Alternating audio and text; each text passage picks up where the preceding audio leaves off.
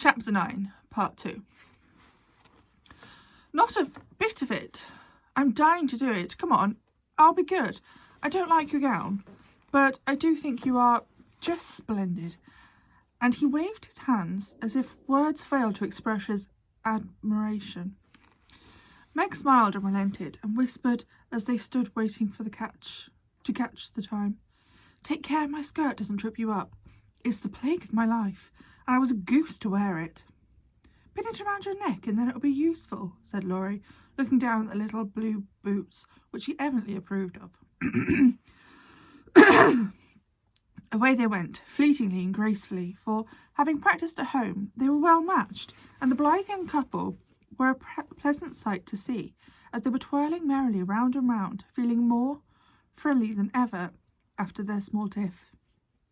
Laurie, I want you to do me a favour, will you? Said Meg, as he stood fanning her when her breath gave out, which he did very soon, though she would not own why. Won't I? Said Laurie with electricity.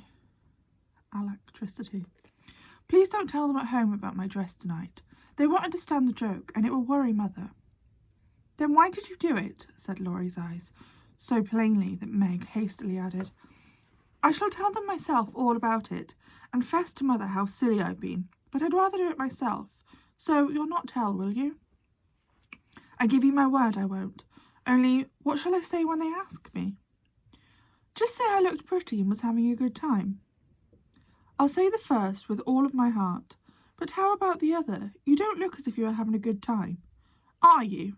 And Laurie looked at her with an expression which made her answer in a whisper, No, not just now. Don't think I'm horrid. I only wanted a little fun. But this sort doesn't pay, I find, and I'm getting tired of it. Here comes Ned Moffat.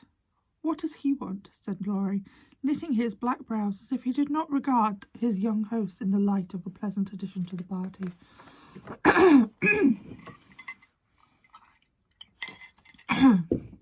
He put his name down for 3 dances, and I suppose he's coming for them.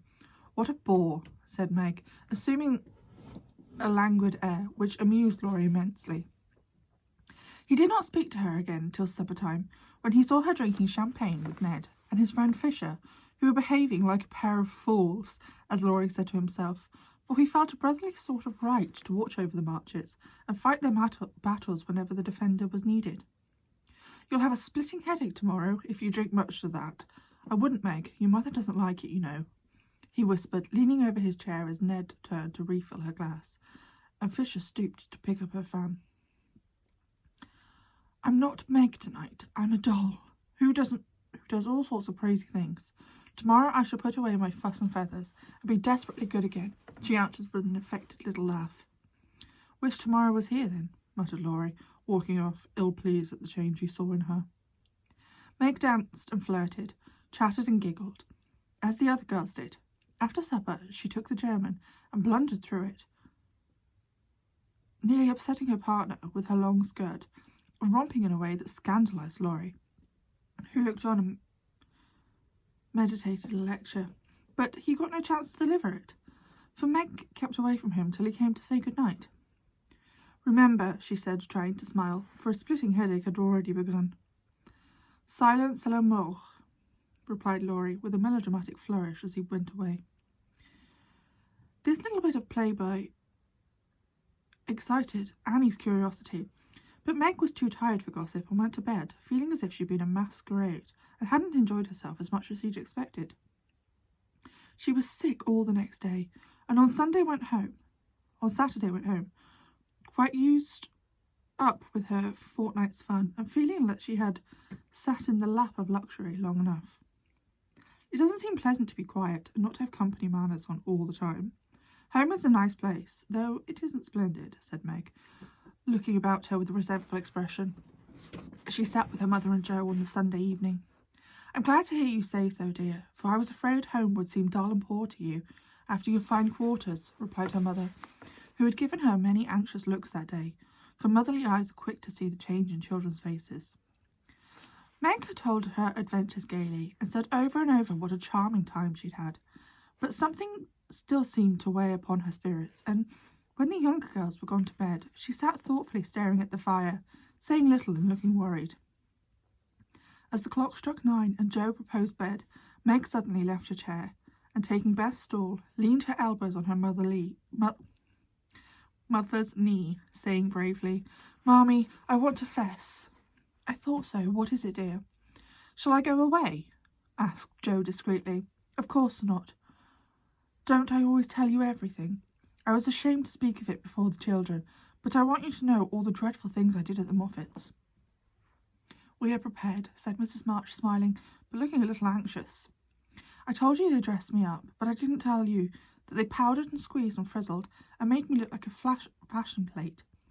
Laurie thought I wasn't proper. I know he did, though he didn't say so, and one man called me a doll. I know it was silly, but they flattered me and said I was a beauty and quantities of nonsense, so I let them make a fool of me."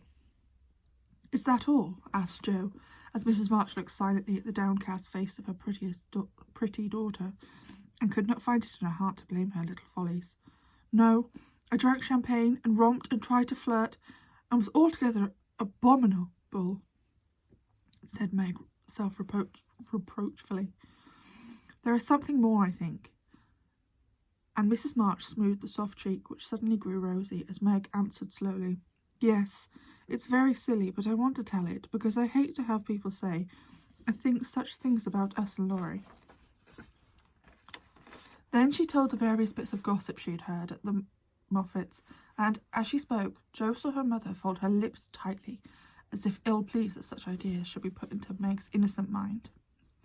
"Well, if that isn't the greatest rubbish I've ever heard," cried Jo indignantly. Why don't you pop out and tell them so, on the spot?" "I couldn't. It was so embarrassing for me. I couldn't help hearing at first. And then I was so angry and ashamed, I didn't remember that I ought to go away." "Just wait till I see Annie Moffat, and I'll show you how to settle such ridiculous stuff. The idea of having plans and being kind to Laurie because he's rich and may marry us by and by. Won't he shout when I tell him what those silly things say about us poor children?" And Jo laughed, as if, on second thought, the thing struck her as a good joke. "If you tell Laurie, I'll never forgive you. She mustn't she, Mother?" said Meg, looking distressed. "No, never repeat that foolish gossip, and forget it as soon as you can," said Mrs. March gravely. "I was very unwise to let you go among people of whom I know so little. Kind, I dare say, but worldly, ill-bred, and full of vulgar ideas about young people. I am more sorry than I can express for the mischief this visit may have done to you, Meg." "Don't be sorry. I won't let it hurt me. I'll forget all the bad and remember only the good, for I did enjoy it a great deal, and thank you very much for letting me go. I'll not be sentimental or dissatisfied, Mother. I know I'm a silly little girl, and I'll stay with you till I'm fit to take care of myself, but it is nice to be praised and admired, and I can't help saying I like it," said Meg, looking half ashamed of the confession. "That is perfectly natural and quite harmless, if the liking does not become a passion and lead one to do foolish or unmaidenly things. Learn to know and value the praise which is worth having, and to excite the admiration of excellent people by being modest as well as pretty, Meg."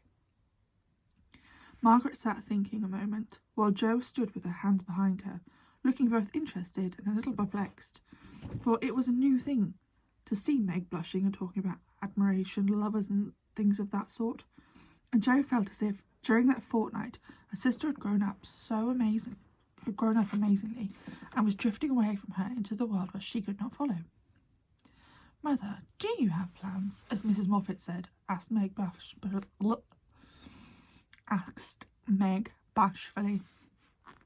"Yes, my dear, I have a great many plans. All mothers do, but mine differs somewhat from Mrs. Moffat's, I suspect. I will tell you some time, for the time has come when a word may set this romantic little head and heart of yours right on a very serious subject. You are young, Meg, but not too young to understand me, and mother's lips are the fittest to speak of such things to girls like you. Jo, your turn will come in time, perhaps, so listen to my plans and help me carry them out if they're good." Jo went and sat on one arm of the chair, looking as though they were about to join in some very solemn affair. Holding a hand of each and watching the two young faces wistfully, Mrs. March said, in her serious yet cheery way,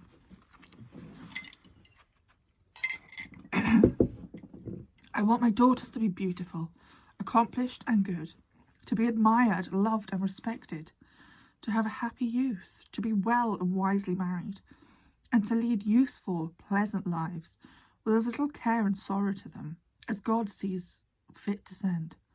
To be loved and chosen by a good man is the best and sweetest thing which can happen to a woman.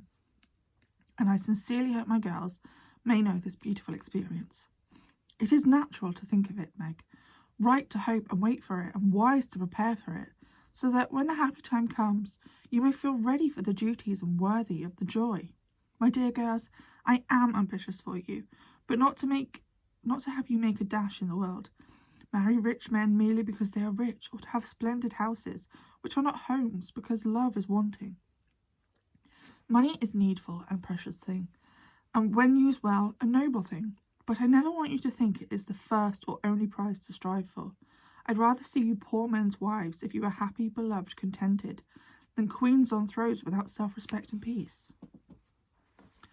Poor girls don't stand any chance, Bill says, unless they put themselves forward, sighed Meggs. Then we'll be old maids, said Joe stoutly. Right, Joe. Better be happy old maids than unhappy wives, or unmaidenly girls running about to find husbands, said Mrs. March decidedly. Don't be troubled, Meg. Poverty seldom daunts a sincere lover. Some of the best and most honoured women I know were poor girls, but so love-worthy that they were not allowed to be old maids. Leave these things to time. Make this home happy, so you may be fit for homes of your own, if they are offered to you, and contented here if they're not. One thing remember, my girls, Mother is always ready to be your confidant, Father to be your friend, and both of us trust and hope that our daughters, whether married or single, will be the pride and comfort of our lives. We will, Mammy, we will, cried both, with all their hearts, as she bade them good night.